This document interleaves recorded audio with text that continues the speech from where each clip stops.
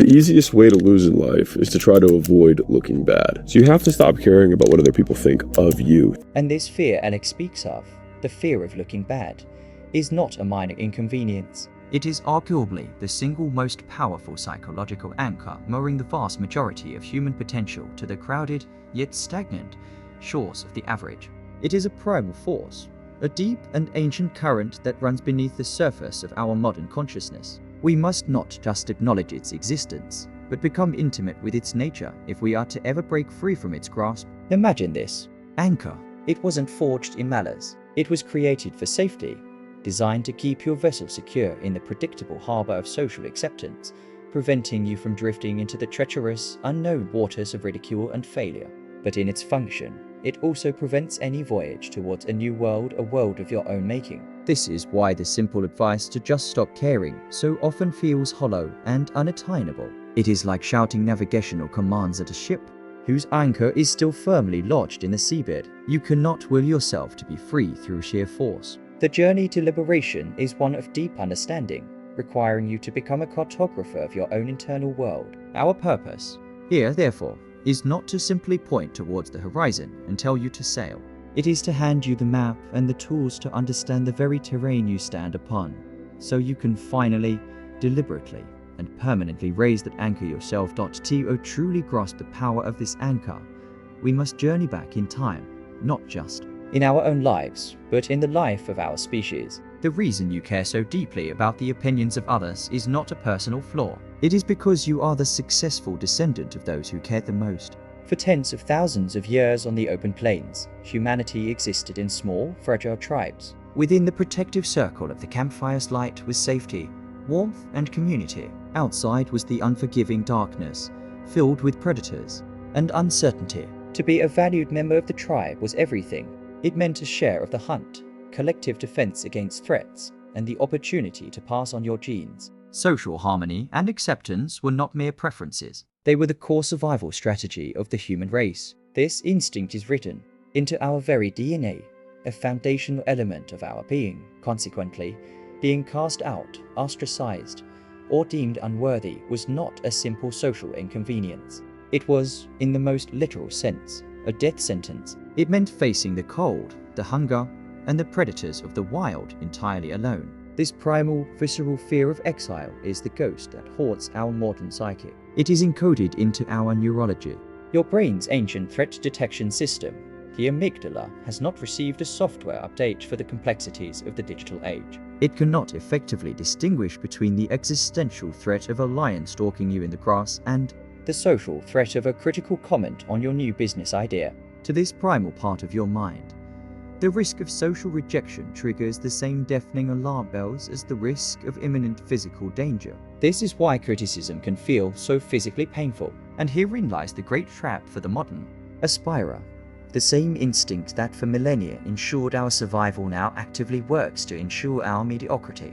The impulse to conform and seek approval was a life-saving feature in a world of scarcity and physical peril. In today's world of unprecedented opportunity, it has become a bug that sabotages growth. The system designed to keep you alive is now the primary obstacle preventing you from truly living up to your potential. It is a perfect trap because it masquerades as wisdom, whispering, "Be safe," when what you truly need is to be brave. This deep-seated evolutionary tension manifests in your daily life as a constant, often silent, battle between two fundamental contracts. You are a signatory to both, yet they are fundamentally at odds, and every significant choice you make is a declaration of which one you prioritize at that moment. The first, which is assigned to you at birth, is the social contract. It is an implicit agreement, signed in the invisible ink of cultural norms, family expectations, and societal pressures.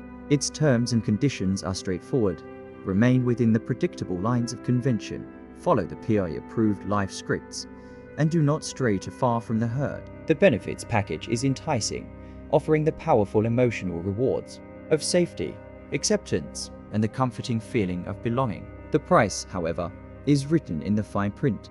It is the gradual surrender of your unique potential, a lifelong commitment to conformity that promises to keep you from falling, but also ensures you never learn to fly.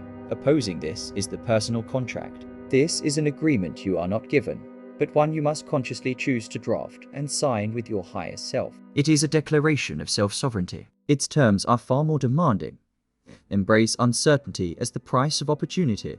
Seek growth over comfort, and measure your life by an internal metric of fulfillment, not by external validation. The price of this contract is steep and paid upfront. It is the willingness to be radically individual, to be seen as strange, obsessive, or foolish by the very people whose approval you are wired to seek. It requires you to endure periods of loneliness and the profound discomfort of being misunderstood. While the social contract is a promise of security, the personal contract is a commitment to significance. These two agreements are mutually exclusive in their highest expressions. A decision to honor the rigorous clauses of your personal contract, to wake up early, to invest in a skill while others are relaxing, to build a business on the weekends is almost always perceived as a direct breach of the unwritten rules of the social contract. This is the source of the conflict, and the primary enforcement tool used by the guardians of that social order is the ceaseless, powerful force of opinion. With the battlefield of the two contracts established, we must now analyze the primary weapon used to enforce the dominant social order: opinion. Understand this. Opinions are not merely passive observations. They are an active, powerful force, functioning like a social immune system designed to identify and neutralize anything that deviates from the norm. They are the currency of the social contract, meticulously spent to buy your compliance and to punish any perceived transgression. Praise is the reward distributed for upholding them. Collective's values.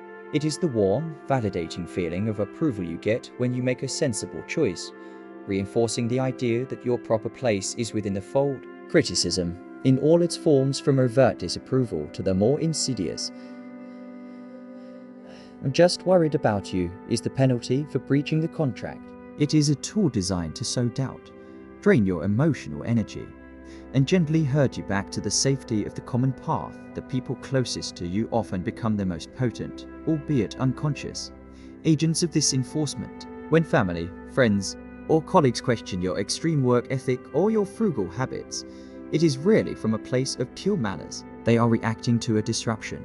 Your unwavering commitment to your personal contract is an unspoken indictment of the social contract they have built their lives upon. Your discipline becomes a mirror reflecting their complacency. Your sacrifice for a future goal highlights their prioritization of present comfort to protect their own worldview and quiet the unsettling voice of self-doubt that your actions provoke.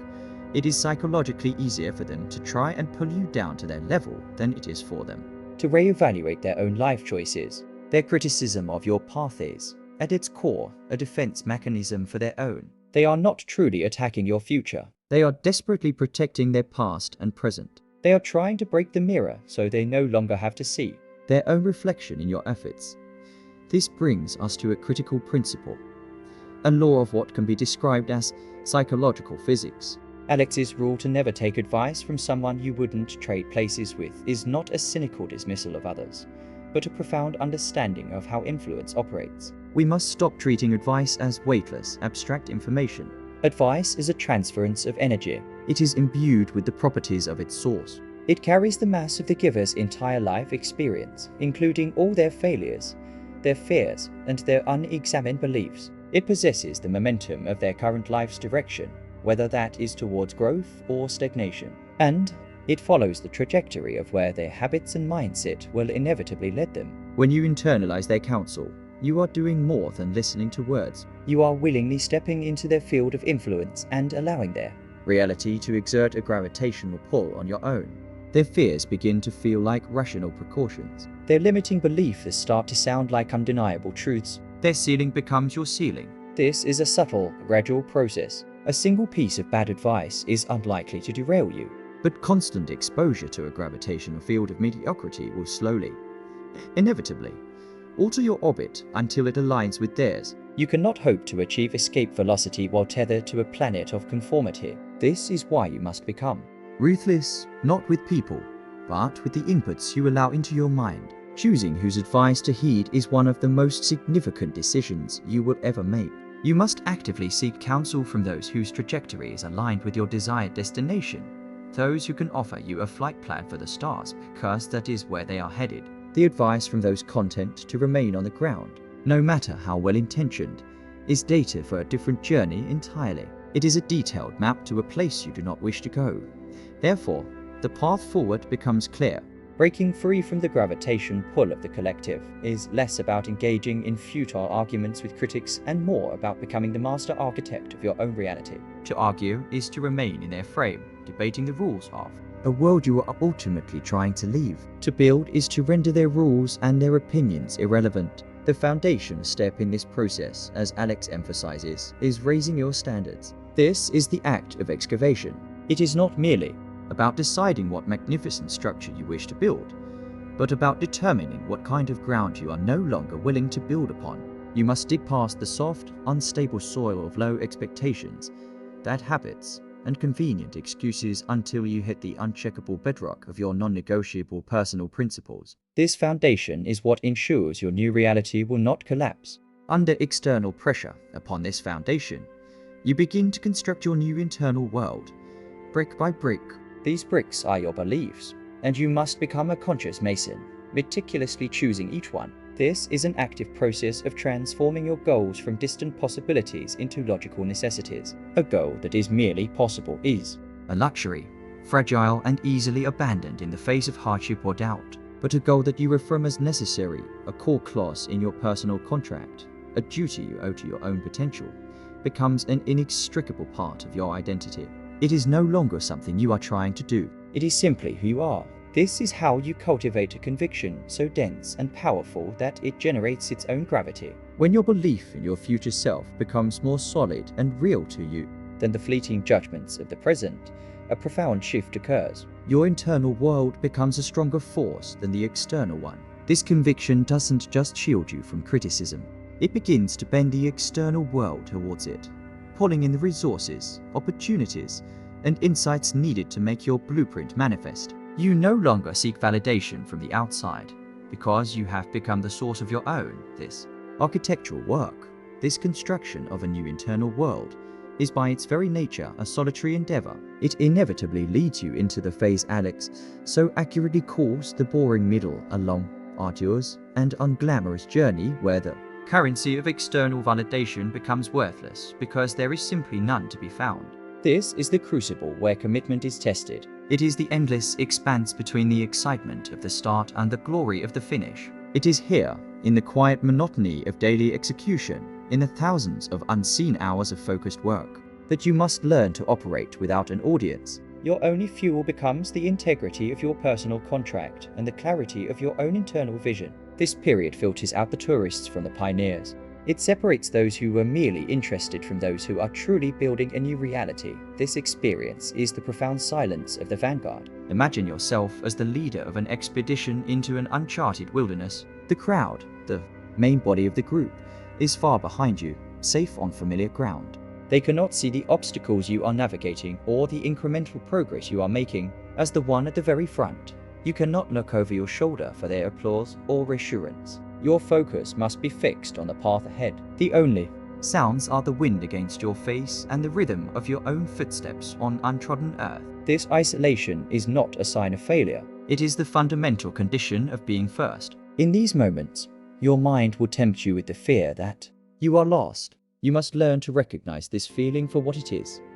Not a signal of misdirection, but definitive proof that you are creating the map, not just following one. The path is unlit precisely because you are the torchbearer. The silence you experience is not an emptiness. It is the space required for true creation.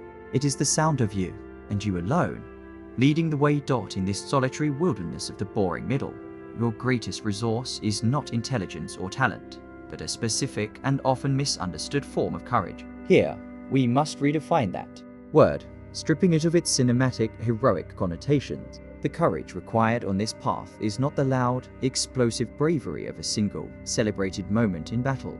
It is a quieter, more resilient, and far more demanding form. It is the courage of endurance. It is found not in one grand gesture, but in the thousand small, unglamorous decisions you make every single day when no one is watching. It is the quiet resolve to show up when you are uninspired. It is the strength to endure the profound psychological discomfort of being misunderstood, of being seen as an outlier, of having your motives and your sanity questioned by those who are still comfortably abiding by the social contract. But at its heart, this courage is a choice of audience.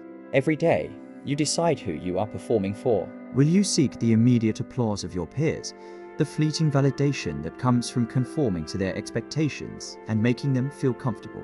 Or will you choose the much harder path of seeking the future approval of your highest self, the person you know you are capable of becoming? This is the fundamental temporal trade-off. You are consciously choosing to sacrifice the warmth and ease of today's social acceptance for the deep, lasting fulfillment of honoring your personal contract tomorrow. You are investing your present emotional comfort for a future dividend of self-respect and autonomy. This is one of the most difficult trades a human can make, because the cost is paid in the present in moments of loneliness, anxiety, and self-doubt, while the reward is distant and abstract. It is the choice to value the quiet, knowing not of approval from the person you will be in a decade, over the loud, enthusiastic cheers of the people surrounding you right now. This is the true nature of the Creator's courage. We arrive, then, at the ultimate refrain, a shift in perspective that transforms this entire journey. From the outside, your detachment from opinion may be perceived as arrogance, selfishness, or rebellion. Let them think that. From the inside, where the truth resides, you must understand it for what it truly is, the ultimate and most profound act of responsibility. This is not a rebellion against other people. It is a rebellion against the universal forces of entropy and mediocrity that seek to pull all things back to the unremarkable mean. It is the sober acceptance that you have been entrusted with a unique gift, your own potential, and that you are its sole custodian. No one else can nurture this for you. Not your family, not your friends, not your society. They cannot see its full dimensions, nor can they do the work required to manifest it. That duty falls to you, and you alone. To allow this potential to wither and die in the soil of conformity, to trade its vibrant, world-changing possibility for the fleeting warmth of social approval, is to fail in your most fundamental obligation. It is a dereliction of the one duty that could never be delegated. It is to look back at the end of your life and be haunted by the ghost of the person you could have become. This is why holding yourself to a standard that no one else can see or verify is the purest expression of self-respect. It is the private integrity of keeping the promises you make to yourself in the dark. It is the internal benchmark that matters far more than any external accolade. When you build this unshakable core of self, based on the fulfillment of your sacred duty to your own becoming, you become truly free. The opinions of others become what they always were: irrelevant noise, powerless against the quiet confidence of a responsibility fulfilled. Ultimately, this journey is not about rejecting the world, but about choosing which world to build. It begins with understanding the invisible forces and contracts that guide you, so you can consciously decide which ones to honor.